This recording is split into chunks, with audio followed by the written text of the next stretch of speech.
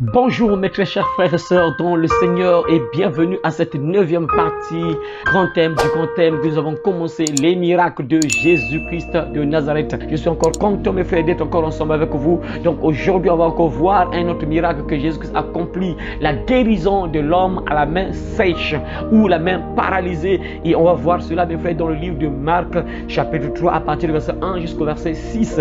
On va voir un peu l'histoire là mes frères et on va tirer des leçons par rapport à ce miracle que Jésus-Christ a accompli. Ensuite, Jésus retourne dans la maison de prière. Là, il y a un homme qui a la main paralysée.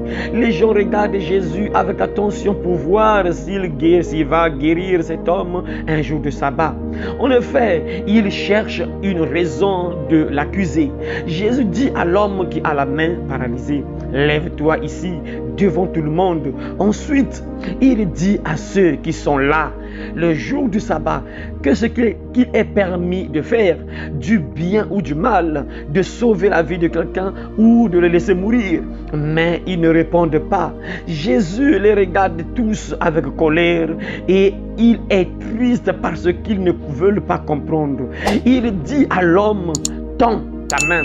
L'homme tend sa main et elle est guérie. Les pharisiens sortent de la maison de prière, Aussitôt, ils se réunissent avec les gens du parti d'Hérode Antipas pour voir comment faire mourir Jésus. Parole du Seigneur, nous avons encore entendu, mes frères, ce que Jésus-Christ a fait, mes frères. Jésus-Christ entre dans la maison de prière. Ça, c'est très important, frère. Tu as besoin de voir la main de Dieu. Tu as besoin de voir un miracle. C'est vrai, Dieu est merveilleux. Il est amour. Il peut accomplir un miracle dans ta vie, même chez toi, à la maison, sur place, à la maison, il peut accomplir un miracle dans ta vie. Ça, c'est juste, c'est clair, mes frères. Mais quand tu es ensemble avec les frères et sœurs, c'est très important. Quand tu es dans un lieu de prière, c'est très important encore. Mes frères, pourquoi? Parce que le lieu de prière, c'est là où une personne écoute la parole.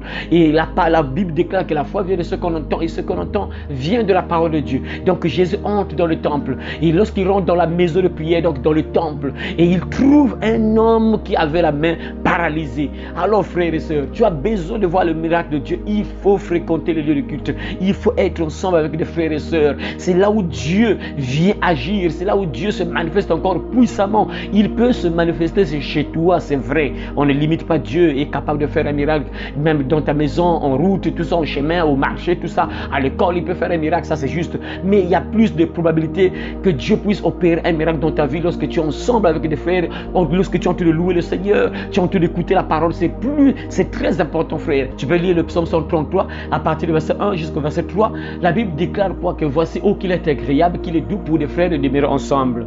Et le dernier verset dit quoi? Car c'est là que Dieu envoie la bénédiction et la vie pour l'éternité. Alors tu veux être béni, tu veux avoir la guérison, tu veux voir la main de Dieu dans ta vie, tu veux que Dieu puisse faire un miracle dans ta vie. Il faut fréquenter le lieu de culte, il faut être ensemble avec des frères et sœurs, il faut être réuni avec des frères et sœurs. La Bible dit encore dans le Nouveau Testament, la Bible dit encore quoi?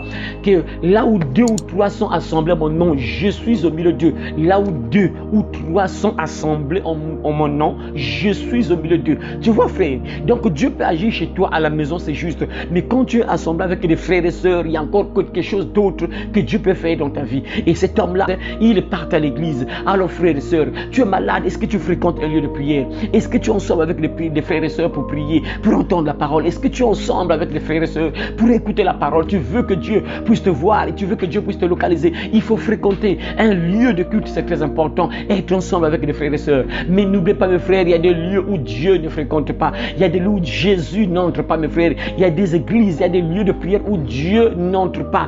Dieu ne met pas ses pieds là-bas, mes frères. C'est pas chaque lieu où tu peux te rassembler avec les frères que Dieu sera là. Non, mes frères. Il y a des endroits où Dieu ne fréquente pas. Il n'est pas là, mon frère. Et cet homme-là se trouvait au bon endroit et au bon moment, mes frères. C'est ça. Il faut se trouver au bon endroit. Et cet homme-là se trouvait au bon endroit. Il a fréquenté un lieu où Jésus-Christ fréquentait, bien sûr, là où Jésus-Christ venait, mes frères. Et lorsque Jésus entre dans ce lieu de prière, il voit un homme qui était là. Il a compris qu'il y a un homme qui a besoin de la guérison. Il y a un homme qui souffre. Il y a un homme qui est malade. Il y a un homme qui a un problème. Jésus voit, mes frères, il y avait beaucoup de gens là, mais Jésus a détecté cet homme-là. Il voit l'homme-là qui avait la main sèche, la main qui ne bougeait plus, la main qui était paralysée. Il voit cet homme-là parce que l'homme-là se trouvait au bon endroit. Il se trouvait dans un lieu où Jésus fréquente, mes frères. Tu as besoin que Dieu puisse te voir. Il faut être dans un lieu où il fréquente, un lieu où il se manifeste. Il faut être dans un lieu comme ça, mes frères. Si tu vas dans un lieu où Dieu ne se manifeste pas, tu ne verras jamais les miracles de Dieu. Et Jésus va dire à cet homme-là, viens, tiens-toi debout là, lève-toi, tiens-toi debout là. Mets-toi debout au milieu. Et l'homme là se lève, il se met debout. Et bien sûr, il y avait des gens qui étaient là qui sont toujours contre. C'est ça, le diable va toujours s'opposer à ta guérison. Le diable va toujours s'opposer à ce que Dieu puisse faire un miracle dans ta vie. C'est toujours comme ça, mes frères. Le diable n'aime pas que les gens soient heureux, que les gens soient en bonne santé, les gens soient guéris. Il n'aime pas ça. Lui, il est en colère. Même si on te fait du bien, le diable est toujours en colère. Il y a des gens qui sont remplis d'esprit de jalousie. Puisque tu es pour toi bien, tu es pour toi heureux, ils sont en colère. Ils ne veulent pas que tu sois heureux. Ils ne veulent pas que tu sois heureux. Ils veulent que tu sois dans les soucis, mes frères, c'est incroyable. Et cet homme-là avait une main paralysée, le pauvre. Il y avait des choses qu'il ne pouvait pas faire. Il y avait des choses qu'il ne pouvait pas faire. Il était limité, mes frères. Mais il y a des gens qui étaient là, ils ne se souciaient même pas de lui. Mais Jésus, lorsqu'il rentre dans le temple, il voit cet homme-là, il a pitié de cet homme-là, mes frères. Et qu'est-ce qu'il va dire? Il dit à l'homme, tends ta main. L'homme tend sa main et elle est guérie. Incroyable. Regardez, mes frères, là où se trouve le miracle, mes frères. Regardez un peu comment cet homme-là reçoit la guérison, mes frères. Jésus dit à l'homme, mets-toi au milieu. L'homme obéit, il obéit. L'homme obéit à Jésus, il se met debout. Il se met debout. Et quand Jésus lui dit, étends ta main, l'homme n'hésite même pas. Et pourtant sa main était sèche. C'est-à-dire sa main était paralysée. Sa main ne bougeait plus. Jésus lui dit, étends ta main, c'est-à-dire redresse ta main. En fait, c'est comme si tu lui disais redresse ta main parce que sa main était sèche et donc la main ne bougeait plus. Une main sèche, une main paralysée, la main était incapable de bouger. Mais Jésus lui dit redresse ta main, étends ta main. L'homme obéit à cette voix-là, il obéit à la voix de Jésus. Il savait que quand Jésus parle, quand il donne un ordre, ça va s'accomplir. Ce qu'il dit là va arriver, ce qu'il dit là va s'accomplir. Et l'homme là obéit, il étend sa main, mes frères. Et la Bible déclare aussitôt il fut guéri. Mes frères, c'est ça la foi, mes frères. Il a cru que lorsque je vais étendre ma main serait guérie, mes frères. Il a cru, il a entendu l'ordre donné par Jésus. Dès que Jésus a dit étends ta main, il a étendu sa main. Voilà pourquoi, frère. Ça veut dire quoi? Ça veut dire que lorsqu'on prie pour toi, c'est très important d'être concentré. Lorsqu'on prie pour toi, tu es parti voir un homme de Dieu, on prie pour toi. Lorsque tu es parti voir un homme de Dieu, l'homme de Dieu commence à prier pour toi. Il commence à prier pour toi. Tu es par exemple malade, il peut déclarer par exemple que sois guéri. Reçois la guérison au nom de Jésus-Christ. Sois guéri de ta maladie. Que cette maladie quitte. Que cette maladie disparaisse de toi, de ton corps. Tu dois croire à ces paroles qu'il déclare. Dès que tu crois à ça, ça prend effet dans ton corps. C'est ça le secret, en fait. C'est ça le secret. Tout se passe par la parole. La parole est sacrée. Au commencement était la parole et la parole était avec Dieu. Et la parole était Dieu. Mais il faut croire aux paroles que l'homme de Dieu déclare. Lorsqu'il dit, sois guéri au nom de Jésus, crois à cela, tu verras que la guérison va venir. Quand il te dit, ma soeur, lève-toi, peut-être que tu n'arrives plus à te lever, tu es paralysé, tu n'as plus la force de te lever. Quand l'homme de Dieu dit, lève-toi au nom de Jésus, obéis, écoute, mets ta foi à l'œuvre, tu verras, tu vas te lever, mon frère. Il faut croire à ce que l'homme de Dieu déclare lorsqu'il prie pour toi. Et lorsque tu entends, tu crois à ce qu'il a déclaré, tu verras que ça va prendre effet dans ta vie. Alors à partir de maintenant, tu dois savoir une chose, frère.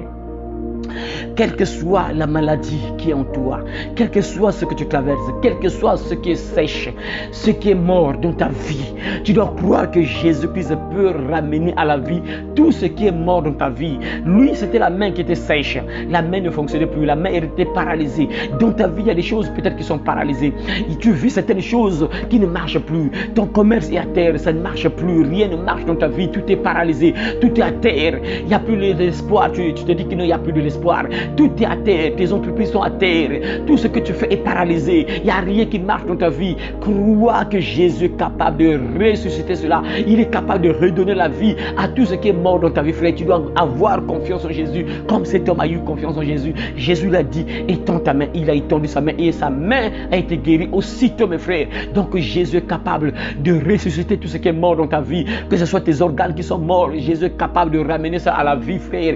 Peut-être que tu ne mets plus au monde, mais Jésus est capable d'agir au niveau de tes trompes, d'agir au niveau de ton appareil génital, afin que l'appareil génital fonctionne correctement et que ça puisse jouer le rôle que Dieu lui a donné. Alors garde la confiance en Jésus, qu'il est capable de restaurer tout ce qui est mort dans ta vie. Il est capable de ramener à la vie, parce qu'il est la vie. Jésus-Christ est la vie. Il a dit, je suis le chemin, la vérité et la vie. Il donne la vie. Jésus est capable de donner la vie à tout ce qui est mort dans ta vie. Donc garde confiance, frère. Ne désespère pas. Continue à prier. Continue tu as levé tes yeux vers le ciel, quand tu as invoqué le Seigneur, quand tu as invoqué Jésus, tu verras, frère, il va finir par intervenir et pour restaurer ce qui est mort dans ta vie. Alors je te conseille, mon frère, d'entrer en prière avec moi au nom de Jésus.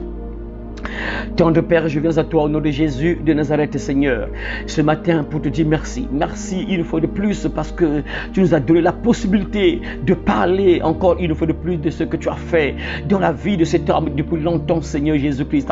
Merci parce que tu nous démontres que tu nous aimes. Tu as compassion de nous. Merci Jésus parce que tu montres que tu nous aimes. Tu ne veux pas nous voir souffrir, oh Seigneur. Merci. Merci pour tout ce que tu fais dans nos vies. Merci pour tout ce que tu as fait pour cet homme qui était paralysé, qui avait une main sèche, oh Dieu Tout-Puissant. Merci pour tout ce que tu fais dans nos vies, Seigneur notre Dieu. Oh tendre Père, je te dis encore merci parce que tu as encore permis qu'aujourd'hui, mon frère, écoute cette parole. Tu as encore permis aujourd'hui que ma soeur puisse écouter encore ce message, oh Dieu Tout-Puissant. Voilà pourquoi, Seigneur, je prie, Seigneur notre Dieu, pour tout ce qui est mort dans sa vie, Seigneur. Tu vois les domaines de sa vie, Seigneur, qui ne fonctionnent plus, qui ne marchent plus, Seigneur Dieu Tout-Puissant. Il est paralysé dans plusieurs domaines de sa vie, Seigneur. Mais nous savons que tu es capable, Seigneur notre Dieu, de restaurer, Seigneur, tout ce qui est détruit dans la vie de mon frère. Nous croyons, Père, que tu es capable de restaurer, Seigneur, tout ce qui est détruit dans la vie de ma soeur, Seigneur. Tout ce qui est mort peut revenir à la vie, Seigneur. Comme tu as dit à Lazare, Lazare sort de là et à Lazare est revenu à la vie, Seigneur notre Dieu. Et nous comprenons, nous croyons, Seigneur,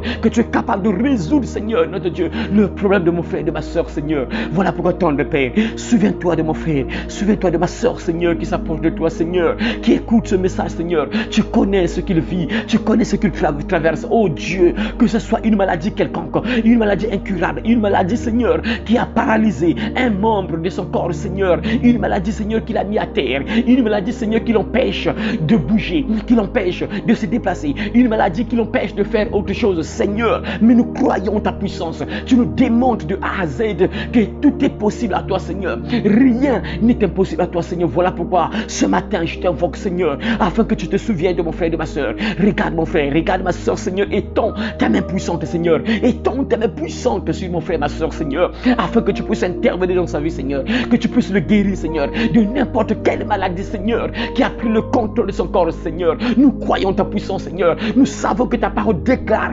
Jésus-Christ est le même hier, aujourd'hui, éternellement. Il n'a pas changé. Jésus, tu n'as pas changé. Tu fais encore des miracles. Tu guéris encore des gens. Tu sauves encore des vies. Jésus, souviens-toi de mon frère et de ma soeur qui écoute cette vidéo, qui regarde cette vidéo. Manifeste-toi dans sa vie, Seigneur. Guéris-le, Seigneur, notre Dieu, de n'importe quelle maladie qui a pris le contrôle de son corps. De Jésus, tu es capable de déloger cela. Tu es capable de le guérir. En un seul mot, Jésus, tu peux tout changer dans sa vie parce que tu es puissant. Tout pouvoir t'a été donné dans le ciel, sur la terre, sur la terre. Tu as le pouvoir de guérir. Et sur la croix, tu t'es chargé de toutes nos maladies. Et par tes médecines, nous sommes guéris selon ce qui est écrit. Alors que cette parole, cette prophétie prenne effet dans la vie de mon frère, ma soeur, au nom de Jésus. Et qu'il soit guéri de son mal, qu'il soit guéri de sa maladie au nom de Jésus. Et tout ce qui est mort, tout ce qui est paralysé dans sa vie, revienne à la vie. Soit maintenant guéri au nom de Jésus-Christ. Soit restauré au nom de Jésus-Christ. Soit restauré au nom puissant de Jésus de Nazareth. Merci ton Père, parce que tu nous aimes, Seigneur.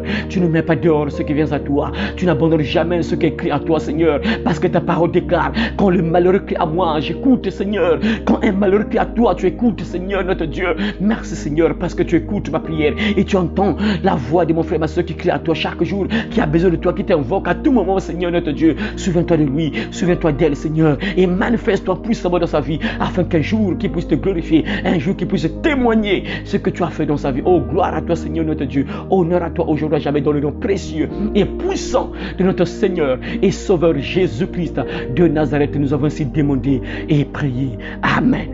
Crois, mon frère, ma soeur, quand tu as gardé confiance et quand tu as gardé espoir, parce que tout n'est pas encore perdu, tu es encore en vie. Tant que tu vis, tout est encore possible. Alors à très bientôt, mes frères et sœurs, si Jésus-Christ ne revient pas tout de suite. Amen. Le royaume des cieux arrive.